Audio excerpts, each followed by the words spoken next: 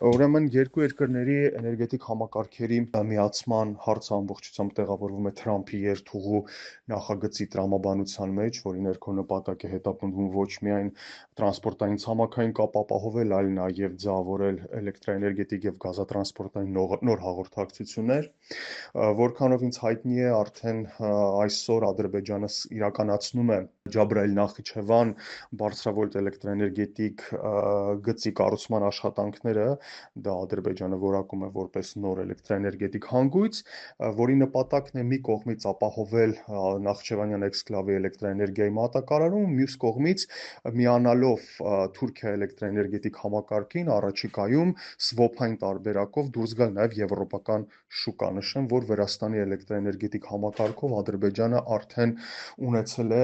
մատակարարման փորձ, էլեկտրաէներգիայի մատակարարման փորձ դեպի եվրոպական շուկա, այժմ փորձում է նաև այս ձևաչափով եւ այս լոգիստիկայով իրականացնել այդ մատակարարման արտահանման դիվերսիֆիկացման քաղաքականությունը։ Ինչ սա կարող է տալ Հայաստանի Հանրապետությանը, կարծում գրեթե ոչինչ ռիսկերից բացի, այո, հայտարարվում է այն մասին, որ համակարգերի միացումը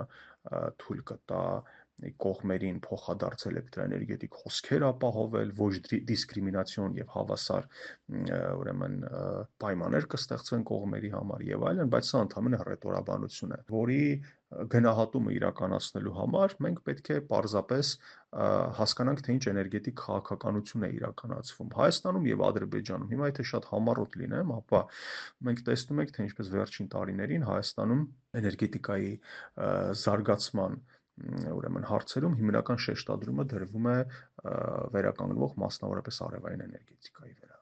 Ֆոտովոլտաիկ կայանները իհարկե դրանք թույլ են տալիս ապահովել էներգետիկ անցում, բայց մյուս կողմից ի վիճակի չեն ապահովելու կայուն էլեկտրաէներգետիկ արտադրություն, ունեն բավականին ցածր օգտակար գործողության գործակից եւ որևէ երկիր բացառապես ֆոտովոլտաիկ արևային էներգետիկա զարգացնելու միջոցով ի վիճակի չէ ապահովելու կայուն արտահանում։ Սրան զուգահեռ մենք տեսնում ենք, թե ինչ վտանգավոր գործընթացներ են զարգանում հայկական ատոմային էլեկտրակայանի շուրջ եւ մեղմ ասած հայկական ատոմային էներգետիկայի ապագան այսօր մշուշոտ է։ Եթե մենք չունենանք ատոմակայան, մասնավորապես ավանդական մեծ հզորությունների ատոմակայան, ապա մենք պարզապես կզրկվենք էլեկտրաէներգիայի արտահանողի կարգավիճակից, որի ներքո գտնվում ենք տարիներ, տասնամյակներ շարունակ։ Դրան զուգահեռ Ադրբեջանում մենք տեսնում ենք, թե ինչպես մեկը մյուսի հետևից շահագործման են հանձնվում ավանդական էլեկտրաէներգետիկ գեներացիոն հզորություններ։ Ընդամենը ամիսներ առաջ շահագործման հանձնվեց 1000 մեգավատը գերազանցող նոր ջերմային էլեկտրակայան, դրան զուգահեռ Բաքուն չի բացառում, որ առաջիկայում կարող են սկսվել հետազոտական աշխատանքներ ուղղված Ադրբեջանի տարածքում առաջին ատոմակայանի կառուցմանը,